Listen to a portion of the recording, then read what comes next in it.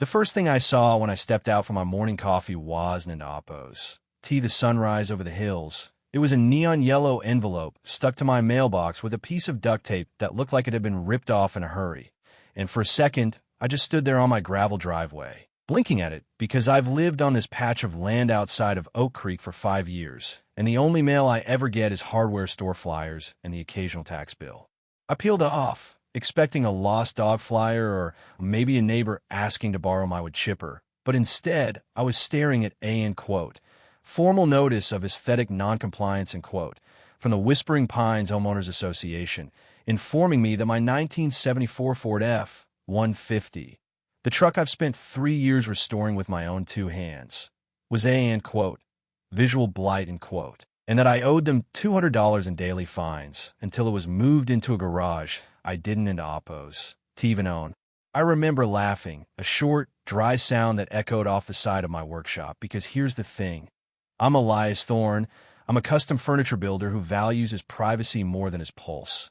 And my property is separated from the Whispering Pines development by a 100-yard thicket of old-growth oak trees and a very clear, very legal county line.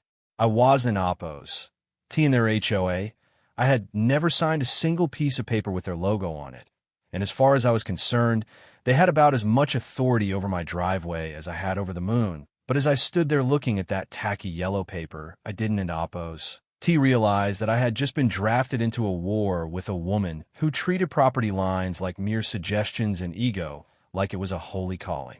Her name was Beatrice Vance, but in the local grocery store and the hardware aisles where people whisper, she was known as the Duchess of Dirt, a woman who had spent the last decade turning a mid-tier suburban development into something resembling a high-security compound where the grass had to be exactly 2.5 inches or you'd find a lien on your house before lunch. She showed up at my gate 2 days later, not in a car, but marching down the public road in a pair of pristine white sneakers and a visor that looked like it was shielding her from the very sight of my, rustic, lifestyle, and before I could even get a word out, she was pointing a manicured finger at my porch. Mr. Thorne, I assume you received the notice regarding the industrial debris in your driveway. She said, her voice sounding like a flute played through a radiator, and I just leaned against my porch railing, crossing my arms and looking at her like she was a stray cat that had wandered too far from home. I told her as politely as a man who has an Oppos. Had his second cup of coffee can, that she was about 100 yards past her jurisdiction and that my truck was a classic, not debris, but she didn't an Oppos. Even blink. She just pulled a laminated map out of a leather folder and tapped a section where someone had crudely drawn a red circle that encompassed my entire 5-acre lot. The Whispering Pines Board has recently adopted Oppos, Visual Impact Buffer Zone and Oppos policy, She informed me, her eyes tracking a stray leaf on my lawn like it was a personal insult, which means any property within line of sight of our primary entrance is subject to our standards to protect our collective property values. So you have 48 hours to clear the truck, or we will be forced to take legal measures to protect the integrity of our community. I try to explain the concept of private property rights. I try to tell her that buffer zone, created by a private board had the legal weight of a wet napkin, but Beatrice wasn't Oppos. A woman who listened to logic. She was a woman who fed on compliance, and when she walked away, I felt this cold knot in my stomach because I knew people like her. They'd dawn into Oppos. Stop until they've broken you, or you've broken them. True to her word, 3 days later, a process server showed up at my workshop while I was in the middle of a delicate dovetail joint, handing me a summons for a civil injunction. She wasn't Oppos. Just finding me anymore. She was suing me in county court for, tortious interference with property values, and seeking a court order to have my truck towed and my workshop, the place where I make my living, screened behind a 10-foot fence that she wanted me to pay for. I spent that night sitting in my workshop, the smell of sawdust and linseed oil normally my sanctuary, but all I could do was stare at those legal papers, feeling that slow burn anger that starts in your chest and moves to your teeth because I've worked my whole life for this land. I've bled for every square inch of it, and the idea of some suburban tyrant trying to colonize my life because she didn't in Oppos. Like the color of my Ford was enough to make me want to tear the world down. I call an old friend of mine, a guy named Silas, who's the kind of lawyer who wears cowboy boots to court and knows where every body is buried in the county records office. And we spent the next 48 hours fueled by black coffee and spite, digging through the archives of the Oak Creek Land Registry. What we found was better than a miracle. It was a weapon. It turned out that when the Whispering Pines development was first carved out of the old Miller estate back in the 90s, the developers had tried to include my land in the original plot, but my grandfather, a man who was twice as stubborn as I am, had fought them to a standstill in a backroom deal that resulted in a permanent, irrevocable easement that actually gave my property the right-of-way over their main entrance road, not the other way around. But the real kicker, the thing that made Silas whistle through his teeth, was that the end quote, visual impact buffer zone, end quote, Beatrice was using as her holy grail hadn't and oppos. T been voted on by the HOA members at all. It was a ghost policy, something she had slipped into the books during a meeting where only her and two of her hand-picked board members were present, and they hadn't and oppos. T just used it on me. They had been using it to bully a dozen elderly homeowners on the perimeter of the woods, shaking them down for, end quote, compliance fees, end quote, that were being funneled into end quote, community beautification fund, end quote, that according to the public tax filings, seemed to mostly pay for high-end landscaping services that only ever seemed to show up at Beatrice's house and her sister's place 3 doors down.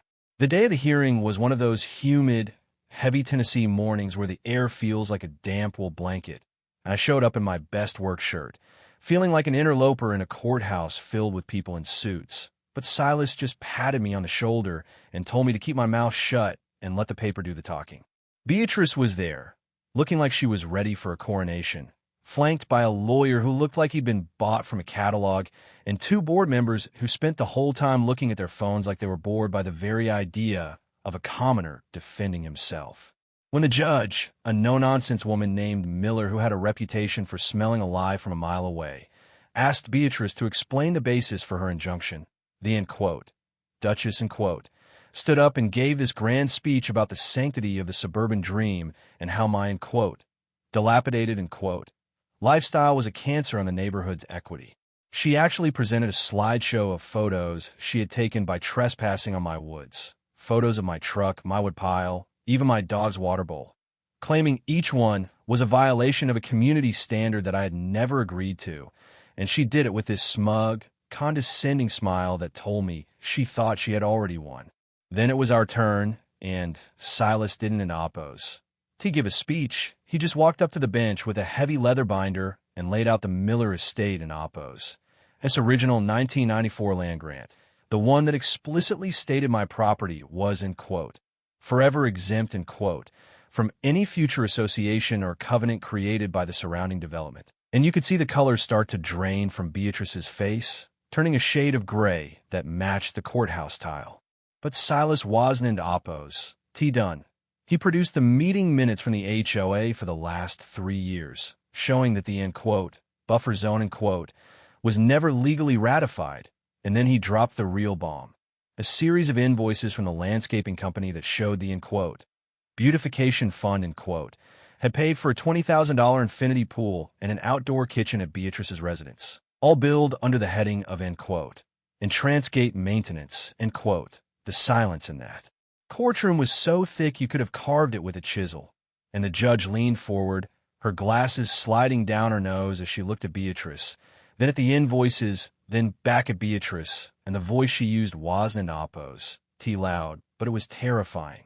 End quote, Mrs. Vance, end quote. The judge said, end quote, you're not only asking this court to enforce a non-existent jurisdiction over a private citizen, but you appear to be doing so while using a community fund as your personal piggy bank, and I find the odor of this entire proceeding to be deeply offensive to the law, end quote. She didn't end oppos. T just dismissed the case. She vacated the fines, issued a restraining order preventing any member of the Whispering Pines HOA from stepping within 50 feet of my property line, and then she did the thing that truly shut the whole thing down. She referred the HOA's financial records to the district attorney's office for a full forensic audit.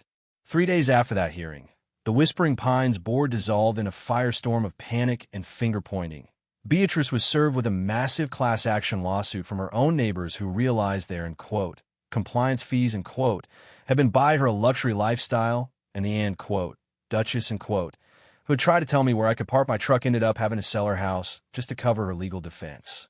I remember sitting on my porch that Friday evening, the sun setting behind the oaks, the air finally clear and quiet, and for the first time in weeks, I didn't in oppose. T feel like I was being watched or judged by someone who didn't in oppose. T understand the value of a hard day in oppose. S work and a quiet piece of land. I looked over at my old Ford, the chrome catching the last of the light, and I realized that sometimes the only way to protect your peace is to be the one person who refuses to bow down to a bully with a clipboard and a sense of entitlement. But the story didn't in oppose. T quite in there, because once the word got out that I had, in quote, broken, in quote, the HOA, my gate became a sort of pilgrimage site for people from all over the county who were tired of being told what shade of white they could paint their front doors, and I realized that the fight for our homes, ISN and oppose. T just about property lines. It's about the soul of our communities and whether we're going to let ourselves be managed like inventory by people who have forgotten how to be neighbors. There's still a lot of debate in Oak Creek about whether I went too far, whether I should have just compromised and hidden my truck to keep the peace, and some people say I destroyed the stability of a perfectly good neighborhood just to satisfy my own pride. But as I sit here now, looking at my land that is finally truly mine again, I have to wonder, where do you draw the line between being a good neighbor and being a subject in someone else's kingdom? If we don an oppose, T stand up for the small things, the trucks in the driveway and the height of the grass, what's left of our freedom when the big things come knocking. I'd love to know what you think. Did I do the right thing by tearing the whole system down? Or is there a place for organizations like the HOA to keep things, in quote, orderly, in quote, even if they occasionally overstep? Drop a comment below and let's talk about it, because I have a feeling this ISN and oppose. T just my story. It's a story that's happening on every street in America, one yellow envelope at a time.